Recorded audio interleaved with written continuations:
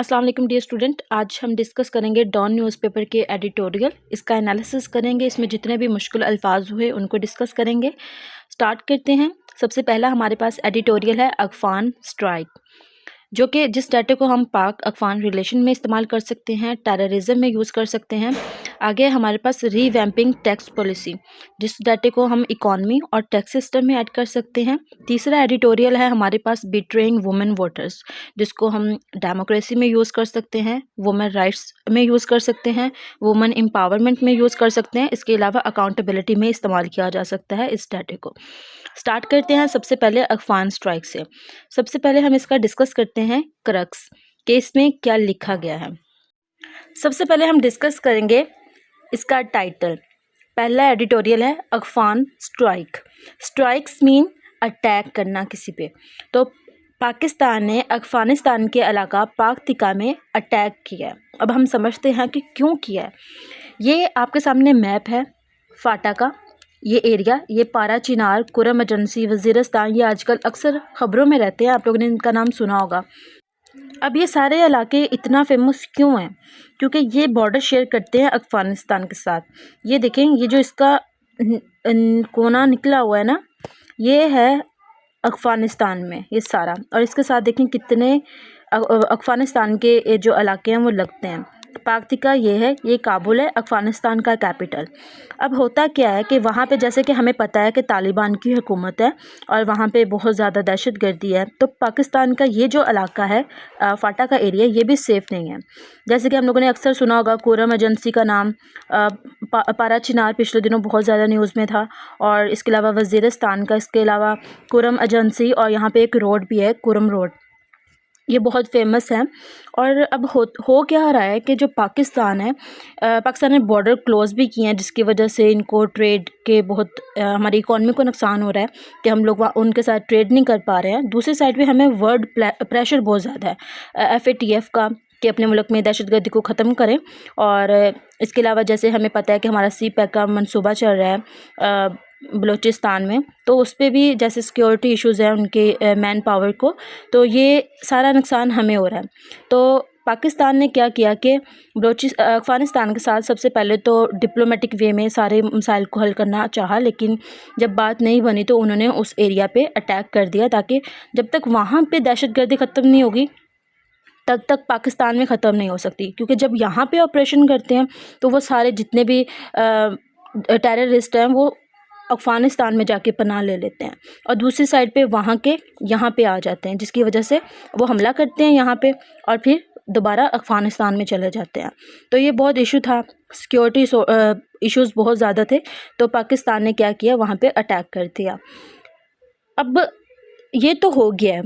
अब क्या होगा कि जो वहाँ की हुकूमत है वो कहती है कि हम बस इतना कर सकते हैं कि TTP और पाकिस्तान को जो है वो एक टेबल पे बिठा दें और वो अपने मामलात एक टेबल टॉक पे ख़त्म करें, और अपने डिप्लोमेटिक वे में और बात को ख़त्म करें।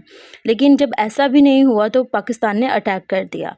अब पाकिस्तान क्या चाहता है कि जो अफ़गानिस्तान है ये सिर्फ पाकिस्तान के साथ बॉर्डर शेयर नहीं करता है, बल्कि इसके साथ और भी बहुत से मुल्क हैं जो कि अपना बॉर्डर शेयर करते हैं, जैसे ईरान है, तुर्कमेनिस्तान है, उज़्बेकिस्तान है, ताजिकिस्तान है, चाइना भी इसके साथ बॉर्डर शेयर कर रहा है। तो ये बहुत से और कंट्रीज़ भी हैं।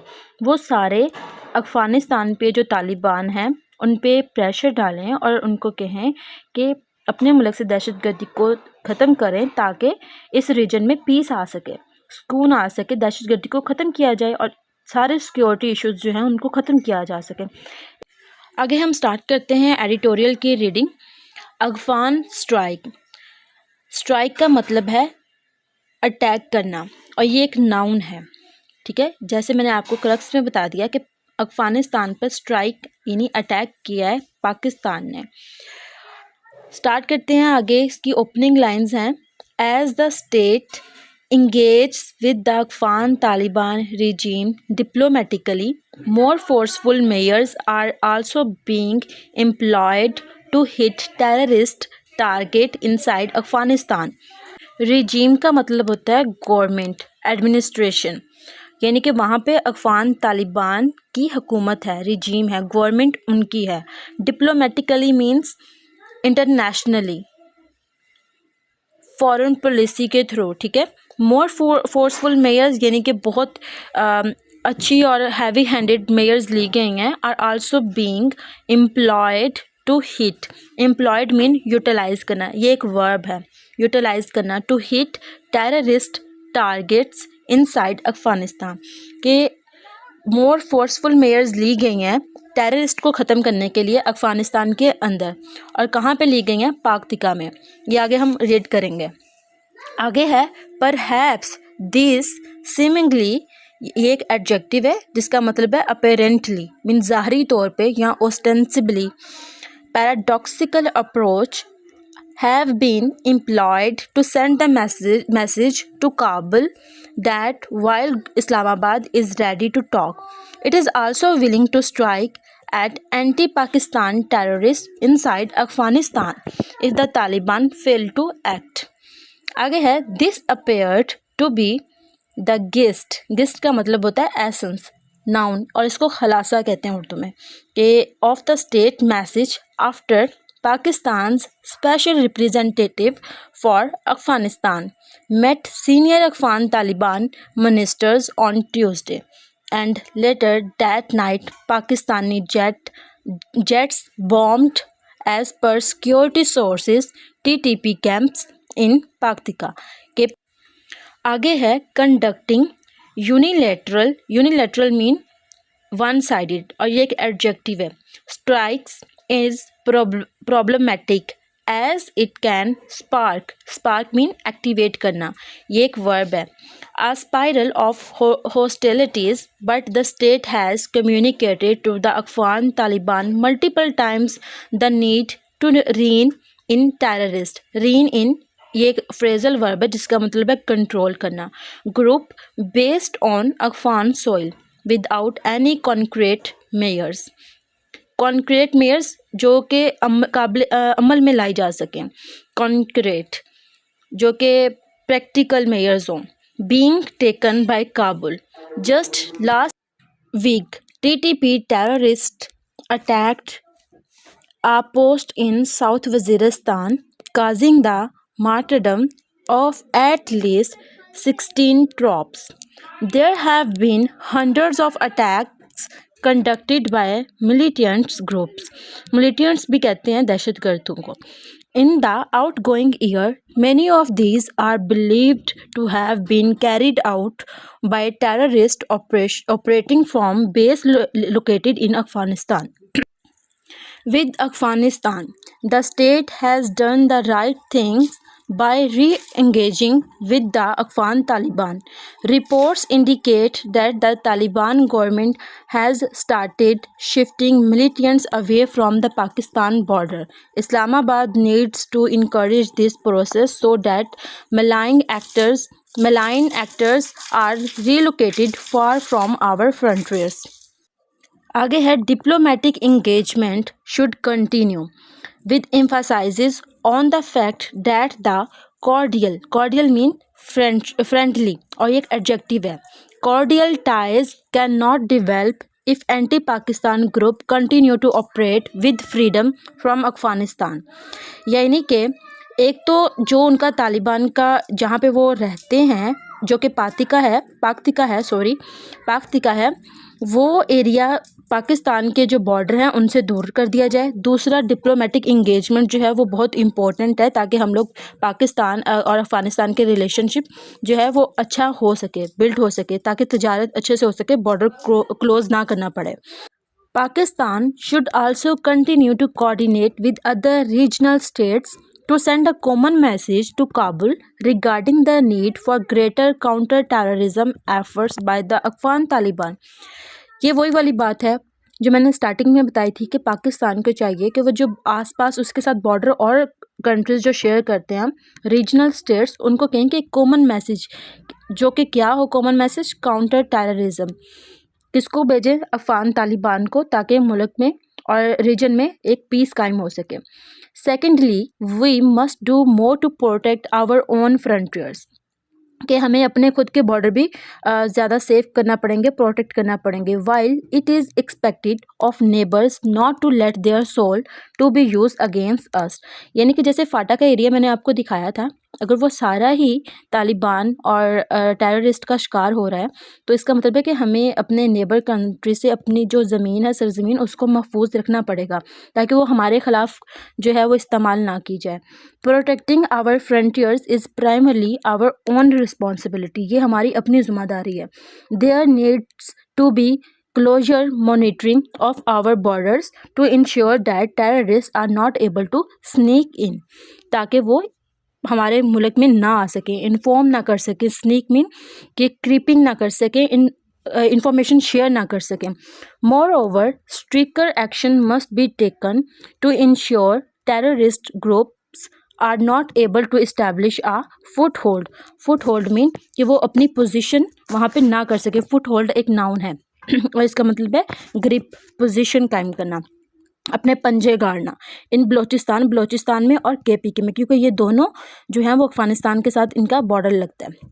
Particularly in the former FATA region, ये सारा फाटा का रीजन, ख़ास तौर पे बलोचिस्तान और केपी के अलावा ख़ास तौर पे फाटा का रीजन, जिसमें पारा चिनार, वज़ीरिस्तान और कुरम, ये सारे इलाके आते हैं।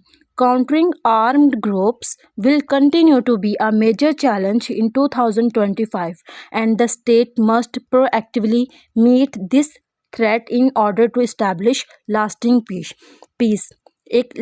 एक लंबे टाइम अरसे तक अमन कायम करने के लिए हमें सबसे पहले अपने मुल्क से टेररिस्ट को ख़त्म करना पड़ेगा। तो ये था हमारा अफगान स्ट्राइक एडिटोरियल। आगे है हमारा दूसरा एडिटोरियल जिसका नाम है revamping tax policy. Revamping mean renovate करना, रीबिल्ड करना, रिकॉन्स्ट्रक्ट करना, किसी चीज़ को इम्प्रूव करना, और ये एक वर्ब है, रीवैम्पिंग टैक्स पॉलिसी। और ये वाला डाटा हम इकोनॉमी या टैक्स पॉलिसी वाला कोई भी टॉपिक आए हम उसमें इसको लिख सकते हैं, और ये बहुत अच्छा लिखा है। स्टार्ट करते हैं। The tax bureaucracy, tax bureaucracy में FBI डिपार्टमेंट आता है, appears to have convinced the government that it can boost revenue simply by taking harsher enforcement measures. If that is the plan, the proposed legislation mean जो lawmakers हैं, seeking a raft of restrictions on spending by taxpayers and tax dodgers, and giving sweeping discretionary mean optional, flexible, जिसमें कोई भी restrictions ना लगाई जाए। Powers to the tax authorities for improving compliance and enforcement indicates as much. पहले मैं इसका crux discuss करती हूँ आप लोगों के साथ कि इसका क्रक्स ये है कि FBI डिपार्टमेंट कह रहा है कि हम लोग जो है ना वो रेवेन्यू बढ़ा सकते हैं, और उसके लिए वो एक प्लान शेयर करते हैं कि हम हार्शर इन्फोर्समेंट मेयर्स करेंगे, कुछ लिमिटेशंस लगा देंगे ताकि वो टैक्स पे करने पे मजबूर हो जाए। फिर वो कहते हैं कि जो पॉलिसी मेकर्स हैं वो पॉलिसी बना तो लेंगे लेकिन वो कभी भी इम्प्लीमेंट नहीं हो पाएगी। क्यों? क्योंकि जो टैक्स पे नहीं करते हैं ना उसमें ज़्यादातर जो लोग हैं वो अमीर लोग हैं, पॉलिटिशियंस हैं, बिजनेस एलीट क्लास है, मिलिट्री है और ब्यूरोक्रेसी है। तो वो कभी भी ये जो ऐसी पॉलिसीज़ ना तो बनने देंगे और ना ही इम्प्लीमेंट होने देंगे, क्योंकि इससे क्या होगा कि उनके जो बेनिफिट्स उनको मिल रहे हैं, जो उनका प्रॉफिट है वो जो है वो हुकूमत के पास चला जाएगा, और वो कभी भी इस फियर से ऐसी टैक्स पॉलिसी जो है वो कभी भी बनने नहीं देंगे। अगर बन गई है तो कभी भी इम्प्लीमेंट नहीं होने देंगे। नेक्स्ट लास्ट पे वो कहते हैं कि राइटर कहते हैं कि 4 ट्रिलियन जो है वो टैक्स एग्जम्पशंस हैं, यानी कि जो टैक्स से लोग भागते हैं ना, अगर उनको कलेक्ट कर लिया जाए इफ़ेक्टिव वे में तो वो 4 ट्रिलियन रुपीज़ बनता है। और जैसे हमें पता है कि हम लोगों ने IMF से सिर्फ $7 बिलियन लिया है, तो ये, और अगर हम अपनी में सिर्फ रुपीज़ में 4 ट्रिलियन ले रहे हैं तो हमारे तो अपने मुल्क में बहुत पैसा है, हमने किसी से लेने की ज़रूरत ही ना पेश आए। तो ये इसकी सारी कहानी थी और अब हम इसको रीड करते हैं।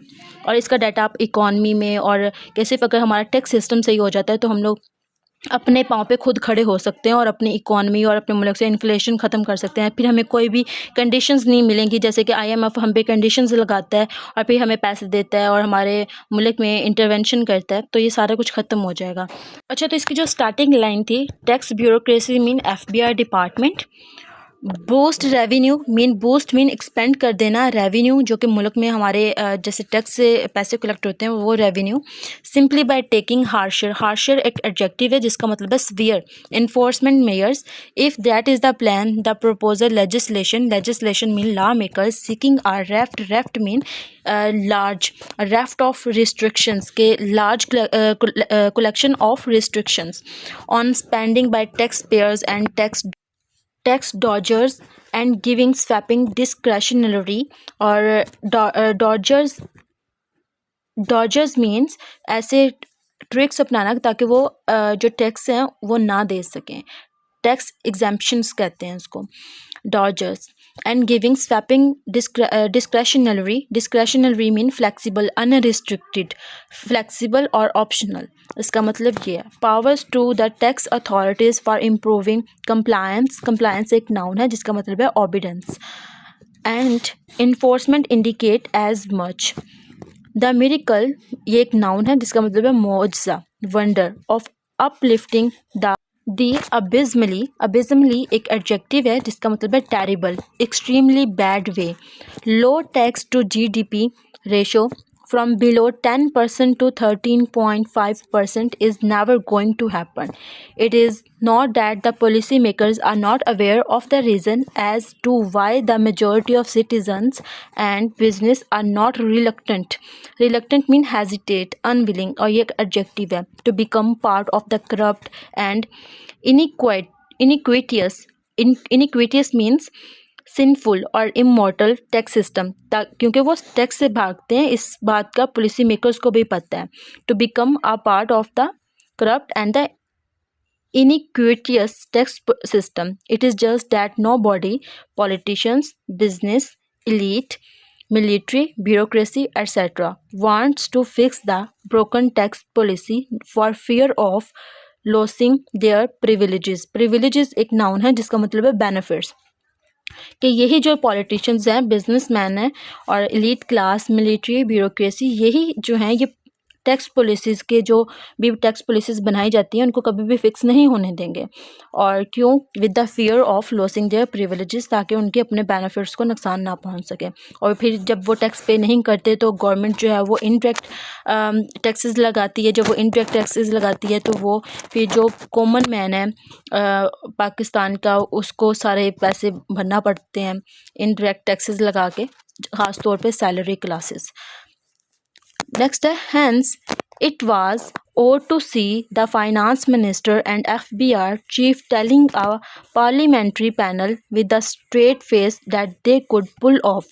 Pull off एक phrasal verb है जिसका मतलब है achieve, accomplish. The elusive एक adjective है जिसका मतलब है difficult. Elusive target mean एक मुश्किल target. Once the proposed amendments to the tax laws were passed by parliament and implemented. These claims notwithstanding एक conjunction है ये preposition के तौर पर भी इस्तेमाल किया जा सकता है इसको जिसका मतलब है although in spite of के बावजूद भी कि इन सारे मामलात के बावजूद भी it had become obvious at the time of representation of the budget that the current government did not have the courage to upset the tax apple cart when it balked एक वर्ब है जिसका मतलब है hesitate resist करना pull back at effectively taxing income from retails जो कि business करते हैं ऐसे लोगों को कहते हैं अर्बन रियल एस्टेट्स एग्रीकल्चर के इन पे भी टैक्स लगा दिया जाए जैसे कि अर्बन रियल एस्टेट है। इसके अलावा रिटेलर्स हैं एग्रीकल्चर है एग्रीकल्चर में वो लोग आते हैं जो कि जिनके पास ज़्यादा ज़मीनें जायदादें हैं ये नहीं कि जो जिनके पास थोड़ी ज़मीन है उन पे भी टैक्स लगा दिया जाए जो ज़्यादा लैंड लॉर्ड्स हैं उन पे लगाए जाएँ पैसे टैक्स लगाया जाए ताकि मुल्क में का रेवेन्यू जो है वो बढ़ाया जा सके। लेकिन वो भी ज़मीनें ज़्यादा उनके पास होती हैं जो कि पॉलिटिशियंस हैं बिजनेस एलीट है मिलिट्री है ब्यूरोक्रेसी है सारा फिर वही बात घूम के वहीं पर ही आ जाती है। आगे है rather it decided to burden the salaried class जब वो टैक्स नहीं पे करते तो वो बर्डन बन जाता है सैलरी क्लास पे and compliant businesses further with higher and additional taxes. No wonder the government is facing a big shortfall of nearly Rs 350 billion in tax collection for the 5 month period. कि पाकिस्तान में जो shortfall है वो इतना हो रहा है Rs 350 बिलियन. सोचें कितना बनता है ये. अगर हम कलेक्ट करें तो हर कोई अपना काम ईमानदारी से करे तो मुल्क के हालात बेहतर हो सकते हैं. कसूर सारा अवाम का भी नहीं है, कसूर सारा गवर्नमेंट का भी नहीं है, अवाम का भी पूरा पूरा हाथ होता है. 5 month period between July and November. According to the World Bank study, the average tax to GDP ratio for developing countries stand at around 18%. This goes to show how poorly Pakistan ranks even among its peers. Countries such as India, Bangladesh, Sri Lanka, and others have not succeeded in enhancing their tax revenues just through harsher enforcement measures or moralizing that certain tax evasions were less unethical than the others, as the FBI chief did during the Senate panel hearing on Monday. They did it by making their tax policy equitably. Equitably mean fair way में, fair and transparent, and plugging the loopholes mean fulfill. Plugging mean fill up करना sorry. The loopholes mean के जो के खामियां हैं हमारे tax system में उसको. That encourage tax avoidance and evasions. Evasions भी उन्हीं को कहते हैं जो टैक्स से लोग भागते हैं और ऐसी ट्रिक्स अपनाते हैं. There are not two opinions about penalizing. Penalizing mean punish करना, evasions जो लोग टैक्स से भागते हैं, and avoidance, but the exercise should follow a complete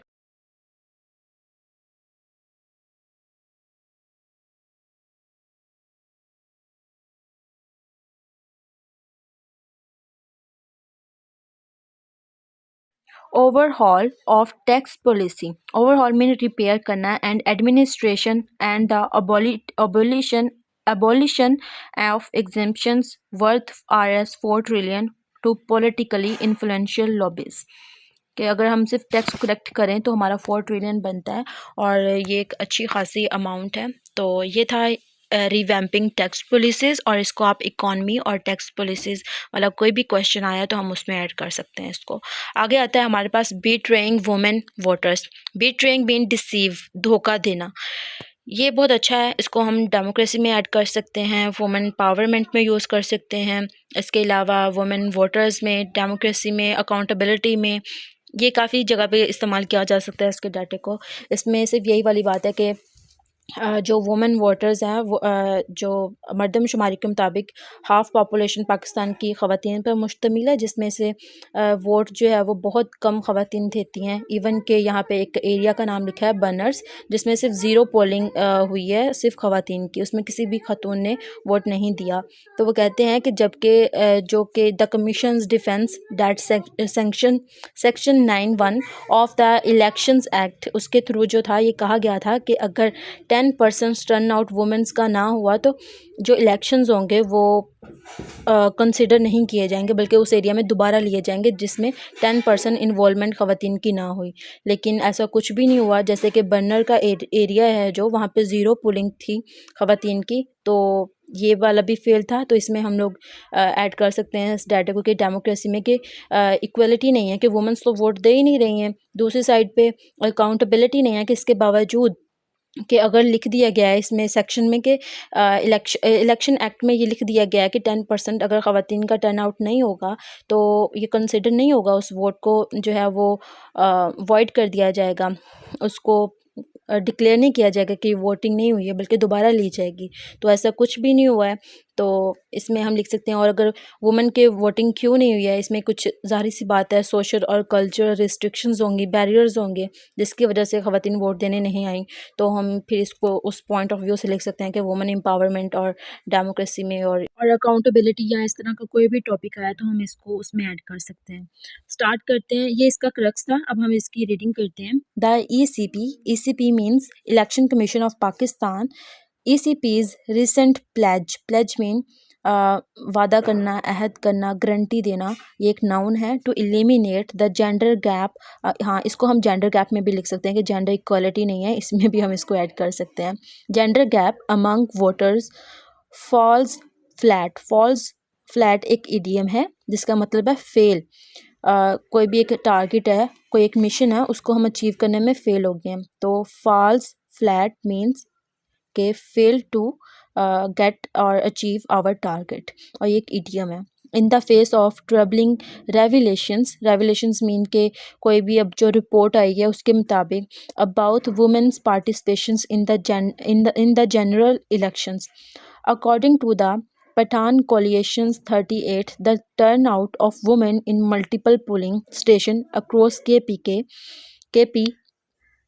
particularly in burner were zero on polling day, कि वहाँ पे जो बर्नर एरिया है केपी का, वहाँ पे ज़ीरो वोटिंग हुई है ख़वातीन की उस दिन। This brings into question the ECP commitment to enforcing electoral laws designed to protect women's voting rights, कि ये जो है वो ECP कमिटमेंट की एक फेलिंग है, कि वो फेल हो गए हैं वुमेन राइट जो है वोटिंग का, उनको प्रोटेक्ट करने में। The commissions defence that section 9(1), ये फैक्ट एंड फिगर है, इसको आप अपने डाटा में लिख सकते हैं और ये बहुत अच्छा इंप्रेशन डालेगा। The commissions defence that section 9(1) of the elections act which has to do with declaring a poll void in case of lower than 10% turnout is discretionary, mean unrestricted, flexible rather than mandatory, ये obligate नहीं किया गया, mandatory mean compulsory, shows a reluctance to tackle deep-rooted electoral discrimination, while discrimination mean difference करना, ठीक है, while technically correct in nothing that the law use may rather than must, के ये सिर्फ इसका नहीं है कि टेक्निकली ही उनकी करेक्शन नहीं है कि उन्होंने यूज़ किया है वर्ड मे का rather than must का, कि हो सकता है rather than के ये ज़रूर होगा, ठीक है। This interpretations betrays the spirit of the legislation mean law makers which is designed to combat mean fight करना, battle verb है ये। the disfranchisement means exclusive mean निकाल देना of women voters that burners which witnessed similar controversies in 2013, कि same ऐसा 2013 में भी हुआ था और अभी तक कोई भी इम्प्रूवमेंट नहीं आई। continue to see such practices, underscores means highlight करना, underline करना, the failure of poll reforms to create a meaningful change, the ECP's decisions to declare results without investigating polling stations showing zero female turnout, sets a dangerous precedent mean example, effectively signaling that such practice cannot with impunity mean without punishment. The election watchdog must recognize that its mandate extends beyond vote counting. It must ensure democratic participations for all citizens. Its current stance of focusing on constituency-wide percentage while ignoring localizing voters suppressions undermine the very purpose of the 10% threshold requirement. Moving forward, clear protocols are needed for investigating polling stations with low women's turnout, even when constituency average meet minimum requirements. This should include mandatory inquiries into stations reporting, zero female voters, and strictly penalize mean punishment for local authorities who fail to ensure women's participation. Without these steps, the Commission's promise of gender parity will remain empty. रिथॉरिक एक noun है जिसका मतलब है सिर्फ RC तौर पर सिर्फ बोलने के लायक ही ये बात की गई थी, इसको इम्प्लीमेंट नहीं किया गया। ऑरेटरी आगे है, and Pakistani democracy will continue to exclude half its population, जैसे कि पाकिस्तान की हाफ पॉपुलेशन जो है वो ख़वातीन पे मुश्तमिल है, फ्रॉम मीनिंगफुल पार्टिसिपेशंस। देखिए डेमोक्रेसी का मतलब होता है कि ऑल सिटीजन्स पार्टिसिपेशन, कि उसमें सबकी इन्वॉल्वमेंट हो रही है। ये नहीं कि सिर्फ मेल डिसीजन ले रहे हैं या सिर्फ फीमेल ले रही हैं, बल्कि ऑल सिटीज़न पार्टिसिपेशन होनी चाहिए। लेकिन यहाँ पे हालात कुछ और ही हैं। खैर, ये तो थी आज की वीडियो। आप लोगों का देखने का बहुत बहुत शुक्रिया।